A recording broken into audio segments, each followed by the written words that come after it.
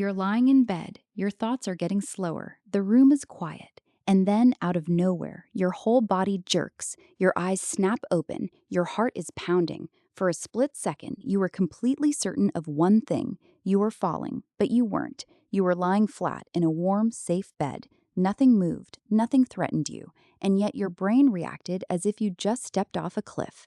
This happens to almost everyone. Scientists call it a hypnic jerk, sometimes a sleep start, and somewhere between 60 and 70% of people experience it regularly, which raises an odd question. Why would a perfectly healthy, resting brain suddenly panic itself awake for no reason at all? To understand the glitch, you first have to understand what falling asleep actually is. It isn't a switch flipping from on to off, it's a slow, staged handoff. Different parts of your brain fall asleep at different speeds. Your muscles relax first, your breathing slows, your heart rate drops. Meanwhile, your brain is still humming along, still processing, still half listening to the world, until eventually it lets go too. The problem is that handoff isn't always smooth. For a brief window, part of your brain is already drifting into sleep, while another part is still wide awake and monitoring your body.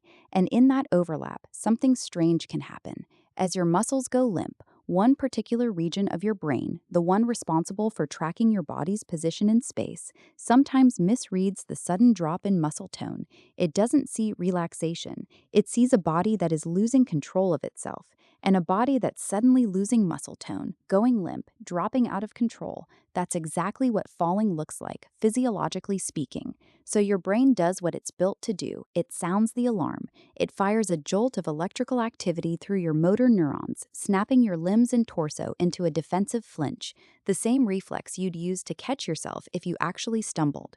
Your heart rate spikes, adrenaline floods in. You wake up mid-twitch, confused, sometimes gasping, with no memory of any actual danger, because there wasn't one.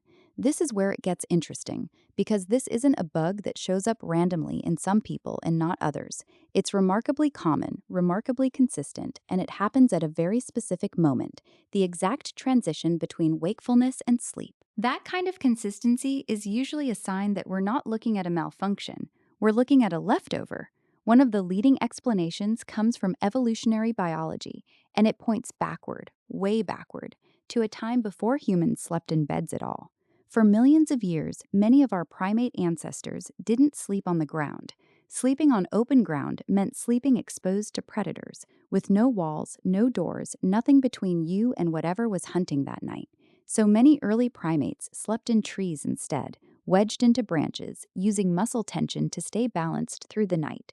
For a tree-dwelling primate, the moment your muscles fully relax is the most dangerous moment of the entire day.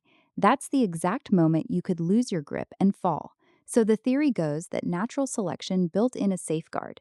The instant the brain detects a sudden, unexplained loss of muscle tone, it triggers an emergency reflex. Tense up, grab on, catch yourself, before you even have time to think. Modern humans don't sleep in trees anymore. We haven't for a very, very long time. But the reflex didn't get the memo. It's still sitting there in our nervous system, a wiring diagram built for a world that no longer applies to us, quietly triggering night after night in beds that were never going anywhere in the first place. It's a strange thing to sit with. Somewhere in your brain, right now, there is a piece of ancient software still running a threat assessment for falling out of a tree you have never climbed, in a forest you have never seen, protecting you from a danger that hasn't existed for your entire species' recent history. Now, not every scientist is fully convinced by the falling from trees explanation, and it's worth saying that plainly. This is a strong hypothesis, not a proven fact. Some researchers argue it's simpler than that sleep starts are just the natural static of two overlapping neural systems briefly crossing wires as one shuts down and the other doesn't. No ancient forest required, just an imperfect handoff between two enormous, complicated networks trying to switch shifts at the same time. But either way, one thing is well documented. Hypnic jerks aren't random in their timing. They get noticeably more frequent under specific conditions: high stress, sleep deprivation, heavy caffeine intake, or irregular sleep schedules. Push your nervous system into a more anxious, overstimulated state, and the transition into sleep gets rougher. The handoff between awake and asleep becomes less like a smooth fade and more like a car jerking between gears. which means, oddly enough, the glitch has a message for you. Frequent hypnic jerks aren't dangerous. They're harmless, they're normal, and they don't indicate any kind of disorder.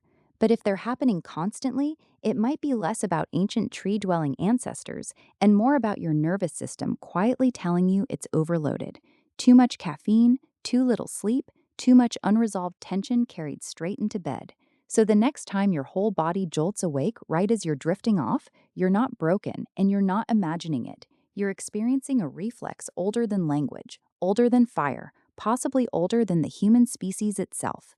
A tiny, flinching echo of a life spent balanced in branches, high above the ground, where letting go could mean falling. You're not falling, you never were, but some very old part of you still isn't sure.